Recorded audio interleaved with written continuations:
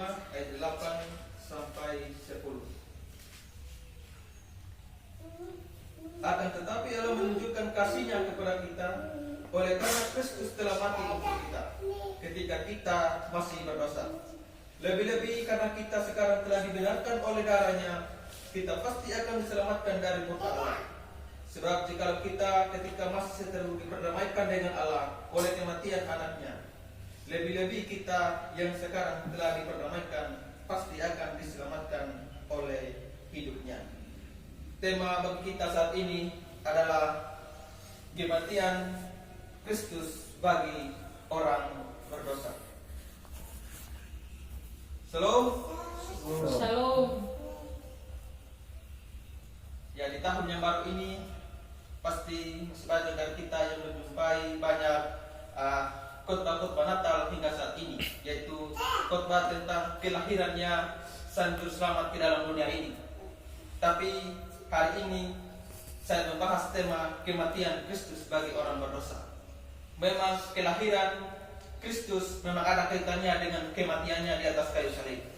Kelahiran Kristus itu ada supaya ia bisa mati di atas kayu salib. Jadi kalau dia sudah lahir, itu artinya dia juga pasti mati. Karena memang dia lahir supaya dia bisa mati.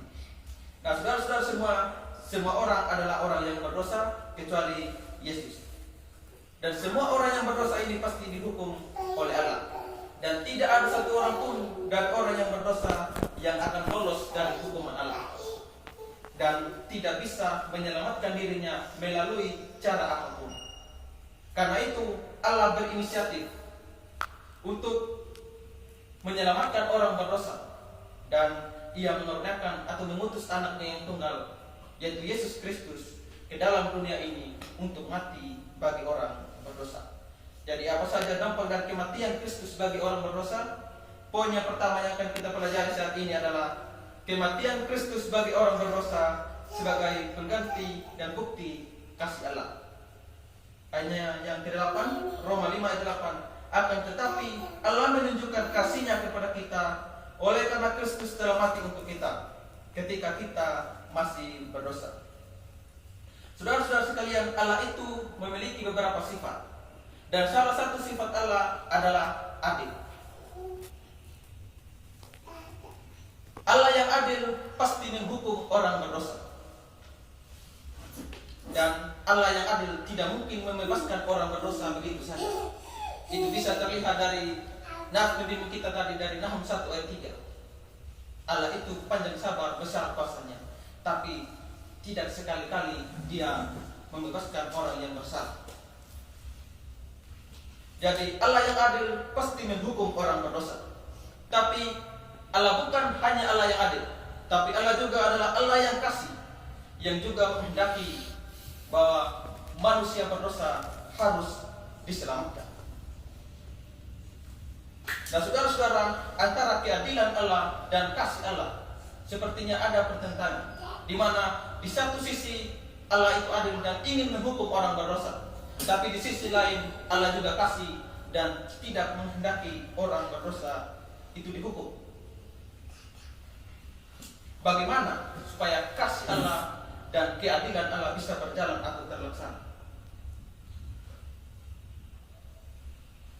Tidak bisa tidak. Harus ada pengganti atau penebus. Karena manusia yang berdosa, maka harus manusialah yang harus menangguhnya. Kalau Allah mau menebus manusia berdosa, Dia tidak mungkin menghukum binatang, menghukum pohon, atau menghukum malaikat untuk menggantikan manusia berdosa. Itu tidak bisa. Nanti Allah tidak adil di situ. Kalau Allah memang adalah Allah yang adil, Dia harus menghukum manusia. Nah, karena itu Allah mengutus anaknya menjadi manusia sebagai pengganti atau penebus orang berdosa.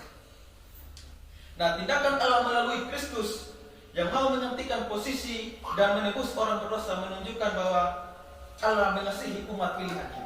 Karena itu Dia memberikan anaknya yang tunggal sebagai bukti kasih-Nya.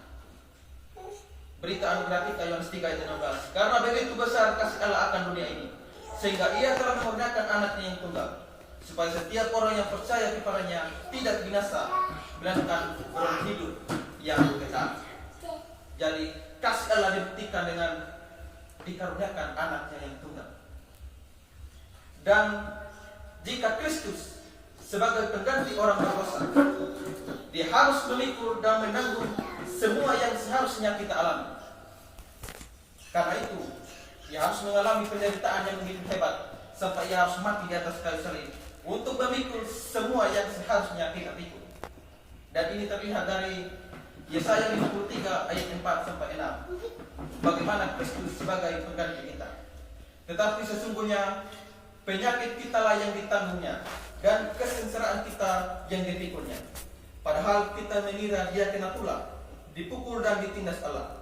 Tetapi dia tertikam oleh karena pemberontakan kita, dia diremukkan oleh karena kejahatan kita.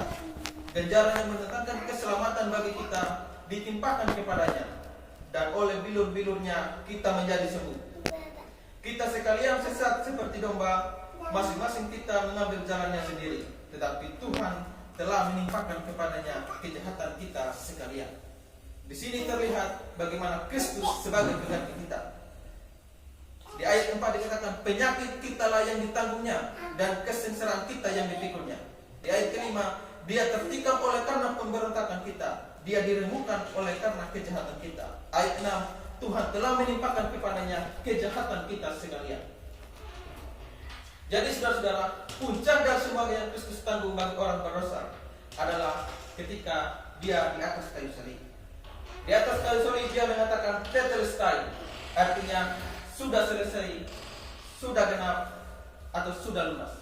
Itu artinya dia sudah membayar lunas harga yang harus dibayar orang berdosa kepada Allah. Dan dengan demikian dia menghapus surat hutang dengan memakukannya pada kayu salib. Kolose 2 ayat 13-14. Ia mengampuni segala pelanggaran kita dengan menghapuskan surat hutang yang oleh ketentuan-ketentuan hukum mendakwa dan mengancam kita, dan itu dia tiadakannya dengan memakukannya pada kayu salib. Jadi kematian Kristus di atas kayu salib itu merupakan demonstrasi kasih Allah kepada manusia yang berdosa, sehingga anaknya sendiri harus mati di atas kayu salib. Saudara-saudara sekalian, yang mengantar Kristus ke atas kayu salib bukan perintah dari Pontius Pilatus, juga bukan desakan dari orang-orang Yahudi, dan juga bukan karena Yudas Iskariot telah menjualnya 30 keping perak. Tapi yang mengantar Kristus ke atas kayu salib adalah kasih Allah kepada orang berdosa, sehingga Kristus mati di atas kayu salib. Jadi kasih Allah kepada manusia yang berdosa yang mengantar Kristus ke atas kayu salib.